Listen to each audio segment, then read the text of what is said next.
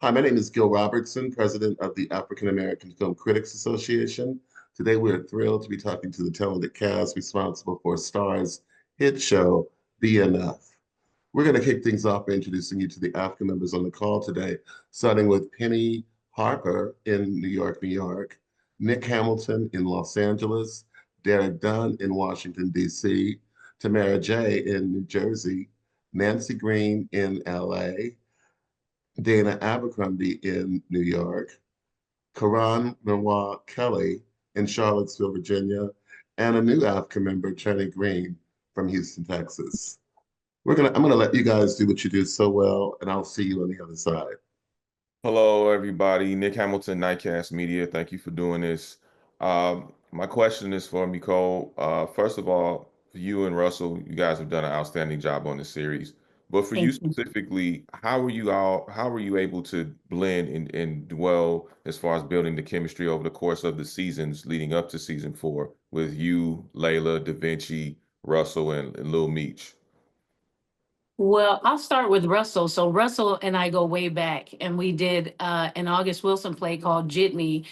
We were off Broadway for about 9 months, and we toured that show for like about 2 years. So, and we played boyfriend and girlfriend, and it's very similar to our roles on BMF, actually. So it's like Young Blood and Rena grew up and had a family. So we've always had had great chemistry and a mutual respect for one another's work, and that's just my friend for life. And everybody else, we just all kind of fell into place, and there was no question. As soon as I got on set, the kids started calling me mom, and we just built the family from there. So it's a really beautiful chemistry and a really beautiful family, and we just so thankful to be there. Thank you so much. Congratulations again. Thank you. Hello, everyone. My name is Penny Malloy Harper from Pembroke TV, and congratulations on season 4 of BMF. Amazing show. So what I wanted to say was Terry and Meek's illicit activities, they're often associated with like broken homes, no dad, no food, no love. However, their situation is unique because they come from a God-fearing home with two hardworking parents. So I just wanted to ask you, as well as Mr. Hornsby, do you think the parents became more tolerant or less tolerant of their behavior as the seasons progressed, and why? Um, I think they became less tolerant, but I think more importantly, I think they were just tired. I think that they're just worn down. And I think that oftentimes what we've seen with Black families is that you just really just keep getting browbeaten with economics, with the struggle, with trying to keep your family together, with trying to keep a roof over your head, with food on the table, dealing with hours at work, inconsistency of hours, inconsistencies of work and all that. And so I think they were just worn down. I don't believe for one moment that they condoned what their kids did. But, I think after a while you get worn down, and then you look for the sunny side of the street. And so everybody likes to walk on a little sunshine every now and then. And so I think everybody can fall prey to the spoils of illicit activity, as it were. And so, it's happened time and time again. And I think that, at their core, they know what their children are doing is wrong. But through society, through government, through economics, you just get worn down and tired. That is the absolute truth. And Mrs. White, do you have any comments, please? I just agree with most of what he said. I think, I love that they come from a God-fearing family. So we gave them the tools to, do their best out in the world. And yet the opportunities outside were very limited. And sometimes when you have dreams, and it seems like there's no way to get them, you might, do other things. So there's a part of that I personally, Michole, can understand. And yet, as a parent, you want your children to go to college and do all these, quote unquote, wonderful things, but they still use their brilliance in many different ways. Yeah, that's all I have to say on that. Thank you both for those answers. Very much appreciated. Thank you. Thank you. How's it going? Derek Dunn, Reviews and Done. Just a quick question for both of the talents. What is one thing that you hope the younger viewers, particularly males, take away from this show? I'll speak on that. I think the biggest thing for me that is really beautiful about this show is that it's about family. It's about family and love. And if you can walk away with that, like there's something for everyone that watches the show, no matter what age range. And the love that's in this family, I think is amazing. And I think that really kind of carries the show in everything that everybody does. Yeah, I mean, I just to echo Micole's sentiments, I agree. You're nothing without family. That's that's who you are. That's where you come from. That's where you get your a lot of your identity, your cultural specificity. All of these things come from family, and I think that where we are with this administration, with this country, we not only just need our families, but we need each other. We need the cultural connection of who we are and who we've always been. I think we just need to continue to tap into that. And just know that, we have to be there for each other. Dana Abercrombie, The Coalition. My question is for both of the characters. What I was wondering is, there's a lot of change in the family dynamic. I wanted to know, is there a change in how you see each other, how Charles and the wife, I'm sorry, I blanked for a second, see each other within the show? Lucille, sorry. Yeah, I think, I think at the core of it, like just like what we just said before, I think the love is there no matter what they go through. And so, but there are a lot of changes. You get mad at family, yeah, I think for me, for Lucille, there were moments for sure, like season 2 when, he stepped outside and stuff like that, where, yeah, she's looking at him in a different way, a little bit, and things are shifting and changing, but she's starting to look at herself in a different way. But, the characters, I think, are constantly evolving. But still, again, at the core of it all is a love and a friendship that I think between us that always continues. I think overall, when we look at season 4, I think that when we look where these families started, we really look at they started at the macro. I think that there was a 30,000 view of the Flannerys, and they were all just about each other. They were just about family. And I think that what we've done is the families has grown and some have strayed. But I think where everybody's beginning to look at is they're beginning to look at themselves. I think that Charles and Lucille got married very young, and all they knew was about each other. All they knew was about the strength of each other, the strength of family, the strength of this union. And we can do it together. We can make it happen together. And I think as they grew older, they got more mature. They start to realize there's more to this than just the family. What do I want? What do I need? And you said it can be, and then I think that's also extended to the kids. Kids get older, they get more mature. They want to branch out. They begin feeling themselves, as the old folks used to say, they start to smell their own pee. And so they want to think about themselves as individuals. And I think that's where we're beginning to see a lot in season 4. It's the Flannerys, they go from family, they're still a family, but now we're starting to see the individual, how they are, how they see themselves, and how they want to be seen, which is different from what we've had in the previous seasons. Thank you. Tamara J. for Noir Online. My question is for you both, Michole and Russell. I wanted to know, from the overall series, what do you both believe is the most valuable lesson from a cultural aspect for viewers to learn?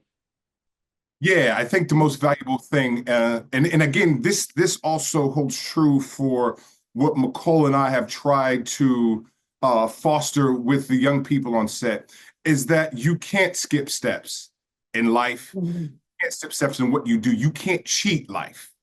And you can't cheat the work. And I think that, whether it's, we'll find out about Terry Meach and the family, with when you're trying to get into illicit activities, when you're trying to get quick money, with fast money, illicit money, things are going to happen. And ostensibly, that's you trying to cheat life. That's you trying to skip steps.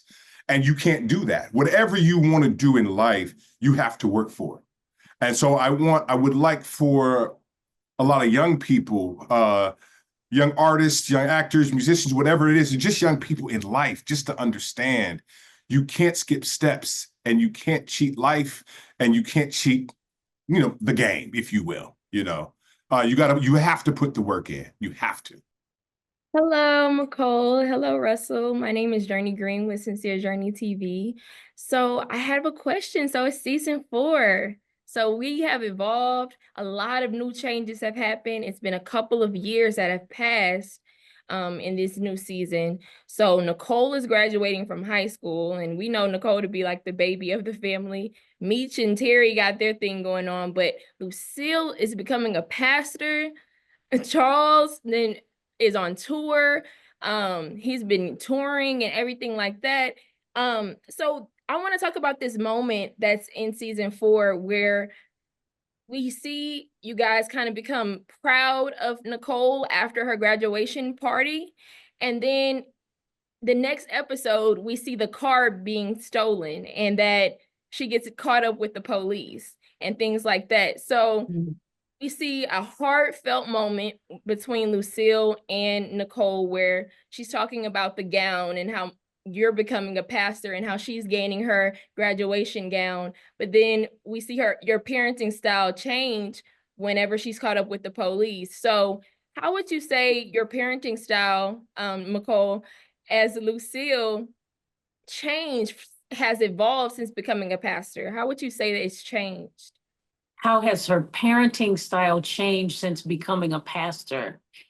I think on the outside looking in, I think like for the family, particularly Nicole, I think, it feels like they see me as, I'm changing and I'm becoming different because I am the pastor. And so I have to act this certain way and present a certain part of myself within the church community, and it seems like I might be a little full of myself in terms of that sometimes. I don't know that as Lucille, that she's seeing it that way, but then there are things that become more, now that she's a little more in the spotlight in the church, some things can be embarrassing, from family and stuff. And but overall, I think that Lucille is just trying to do the right thing. And yeah, we were super excited that she graduated and she could be the first one to go to college and all of that. And now you stole a credit card. Like, no, that's a problem. So we got to switch it up a little bit, Right. I have a question also for you, Russell, with Charles. So y'all have a moment too where she's telling you how, Nicole, you and Nicole have a moment too where she's telling you how proud she is of you for touring and chasing your dream and things like that. And then we see on that same episode with her getting caught with the police, how you actually give up the one thing that's bringing you joy to actually bail Nicole out of jail. So how did you approach, showing Charles' emotional journey this season, especially with that internal tug of war between something that you love and then also being the glue to the family? Being a father myself, I do understand now the whole commitment that you have to have as a parent, right? And so you have to do any and everything for your children. And that's, I think that's what Charles is coming through. He said that, I still have to put my family first, but even more so my daughter first. I have to protect her at all costs. I don't want her to be, exposed to the world in that way. So I have to provide a safe haven for her. So the last place he would want his daughter to be is in jail, is exposed to the elements of the real world, if you will, and he's going to do whatever he can to protect and or save his daughter. And I think that's just what any parent would do. But I also think that more specifically, what a father would do. And, you know, I'm gonna be a little crude here, but, you know, as Chris Rock so eloquently states, you got to try to keep your daughter off the pole. You know what I mean? So that's what Charles is looking to do here. You know? Thank you so much, both of you. Hi, Nancy Green here. And my question is about the relationship as a whole. We see at the end of season 3, of course, they get divorced and everything like that. So I wanted to know if you could kind of talk a bit about what that means in terms of parenting for them in season 4, and just what it says about Black relationships and kind of keeping the family unit together, even though they're kind of doing their own things as well. For me personally, that's the one thing that I really do love about the show, that, you know, despite our differences and stuff, I think even when we get mad at each other, at the end of the day, I know that he's a good father. And I care deeply about him. And we want to do what's best for our kids. So we do always come together on that. And I think that's one of the most beautiful things about the show. Yeah, I mean, I see that we're Charles and Lucille, that every relationship, when it's strained, it has a breaking point, you know. Mhm. And I think, you know, what we saw in season 3, and I, you know, I'm curious, I'd always be curious, you know, if there was, whether if there wasn't infidelity, how much longer would they have stayed together? Because I just feel like their relationship was strained. It had a breaking point through the finances, just through everything, and each other sort of feeling with themselves not being seen. You know what I mean? And I think that for Charles, or from my perspective, that he sort of checked out for a time as far as being a parent. And I think that what begins to happen with what happens with Nicole, I think that's the thing that kind of brings him back. I think that he was fathering sort of from a distance for a while, and then when she gets, you know, picked up by the police or whatever, what have you, that kind of brings him back and says to him, "My job is not done," you know. And I think everybody, every parent, every individual, sometimes we do stray off and we lose focus, and we need that shock to the system that kind of brings us back to reality and says, like, you have to be here, you have to be present. Well, I think that was his sort of moment. Hello, my name is Karan Lenoir Kelly from Karanism.com and Love Music Pleasure. And I look at a lot of our shows, our narratives from the perspective of love. And this question is for you, Michole, and then Russell, I'd like for you to respond as well. But Lucille is going through her own conscious evolution, from betrayal with her husband, opening herself up to love and pleasure again, then being betrayed again, then choosing herself, and now choosing her faith. She has evolved, but we don't often see a woman's love evolution, especially at a certain age on television, especially not Black women.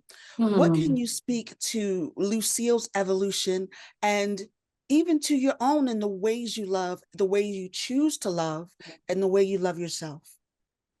Wow. I'll speak to Lucille's evolution. You know, honestly, this season actually surprised me, because there are a lot of things that in this season that she would not normally do.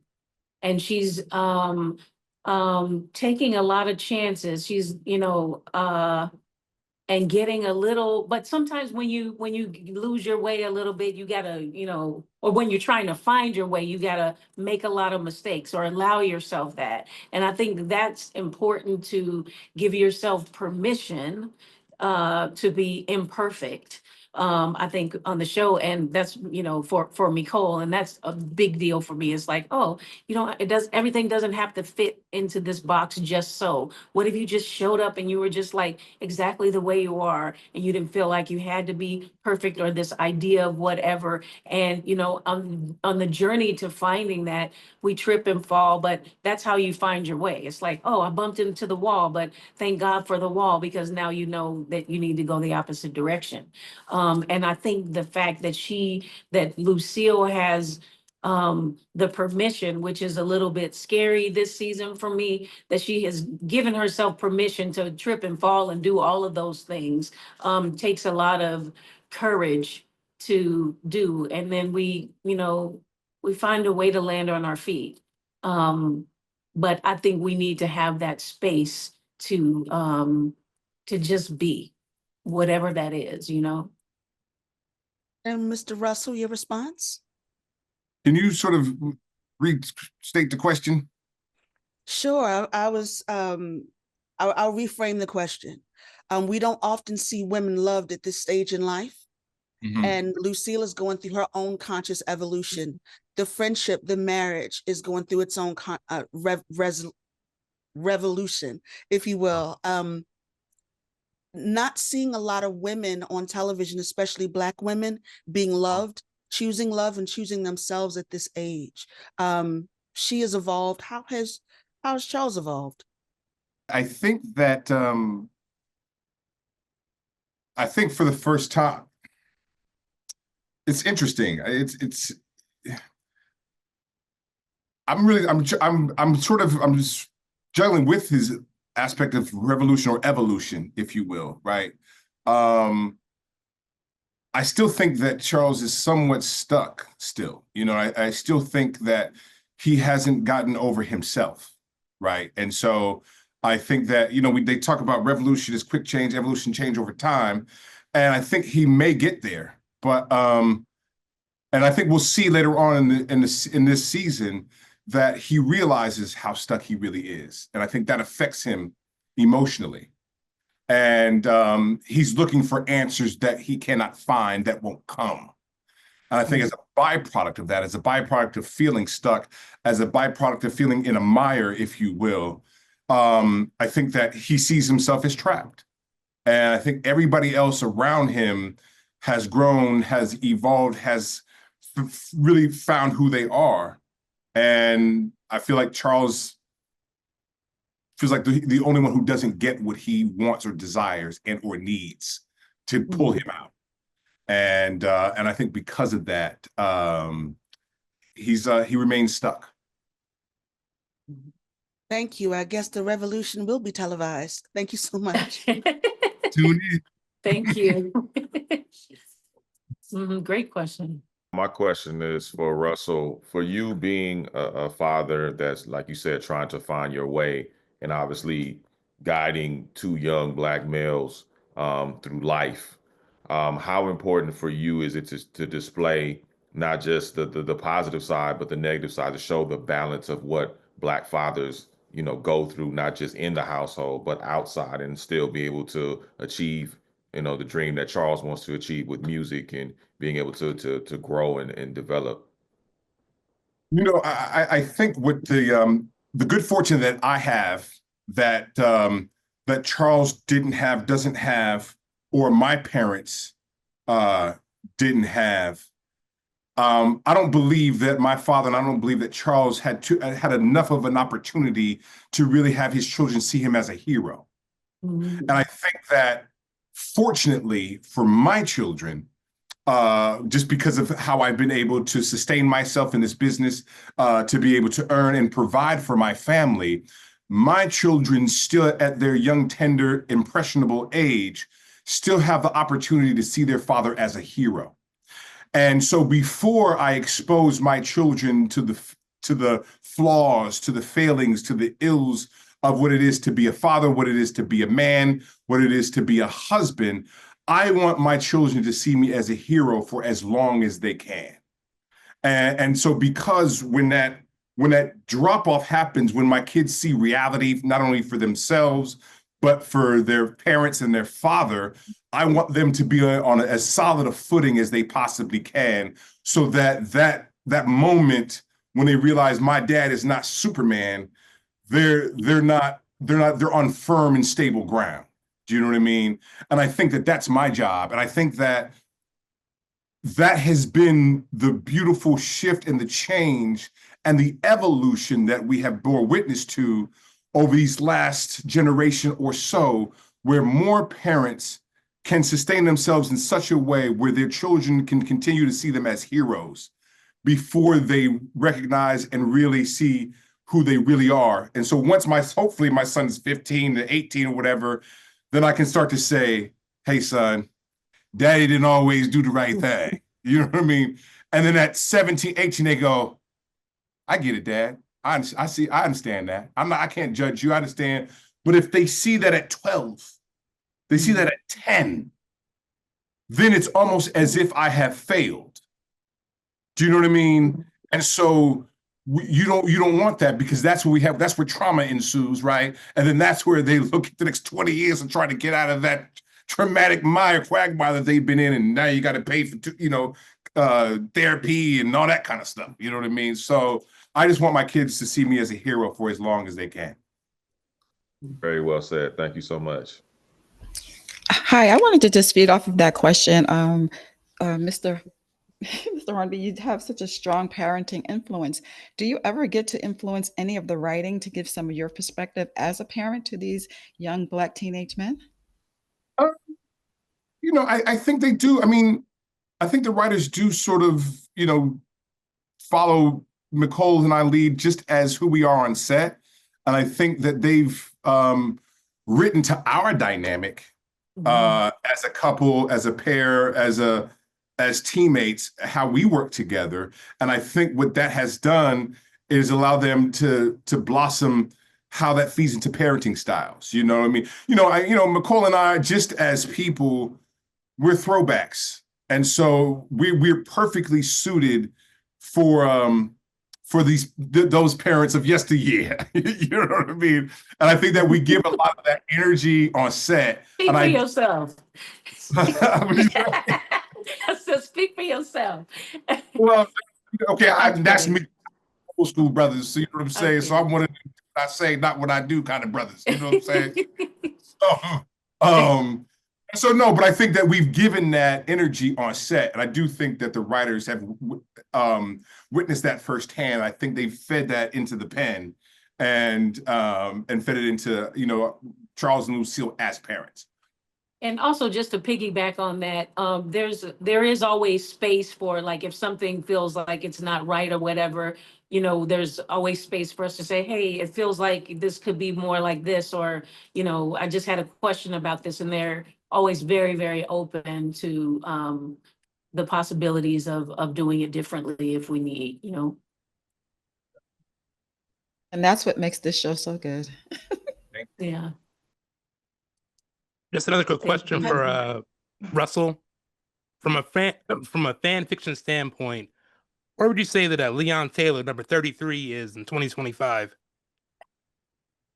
Where do I say Leon Taylor is? Yeah, where would you say he is now? He's probably trying to get, did a little hit on First Take a couple times. You know what I mean? Was did some commentating. Some guy that got a podcast or something. Talking, named it "My Knees Still Hurt," something like that. But I'm sure, he's still, hopefully he got his family, wife and kids still with him, and he's just enjoying life right now. Thank you, sir. Dana, again, my question is for both of you. What do you feel that the characters have learned from each other during the whole situation with the divorce and being married and their whole life together? Again, I'm one of them cats. I'm gonna just keep it real. You know what I mean? I don't think Charles has really learned much. I think that's part of his issue, and that's part of a lot of his arrested development. And I think that's part of what you'll see transpire through the course of this season and beyond, is that and which made him susceptible to end up in prison for a while. Because I don't think he did grow. And I think, he didn't understand that his job was to be the patriarch, was to be the leader, was to be the example for his kids, and not succumb and get weak by the money, by the opportunity, and he did. And so I honestly don't think he did. And I think as far as Lucille is concerned, I think in every relationship that that person is a teacher, that you're learning, and that person is reflecting you in some kind of way for you to grow. to another level, whether you're conscious of it or not, and whether it's like all quote unquote bad things or not, whatever they're showing you is saying, hey, you might need to change some things up and do things a little differently. And I think that's one of the biggest things that she learns. One, I think she learns unconditional love from him, because I think they really have that.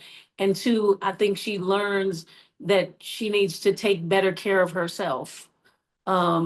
And I think she learns that from the whole family, that, you know, she spends a lot of time, or has in the past spent so much time giving so much of herself and making sure everybody else is okay, that she didn't feel like anybody else was making sure that she was okay. But nobody can take care of you like you can take care of you. And the more you show up and take care of yourself, then other people start to meet you where you're at, and you start to attract more of that to yourself. But you sometimes need that person on the other side to show you that, hey, this is what's really happening, and this is the way that you need to grow. So it might hurt for a minute, and you go, oh, dang, okay, thank you for showing me that, so I can go another way.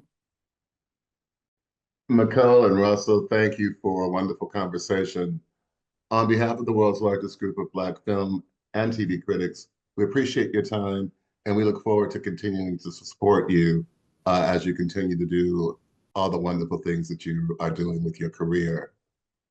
Thanks, everybody, for watching this edition of AAFCA Roundtables. Have a great day. Thank all. you. Thank you. Thanks for having us.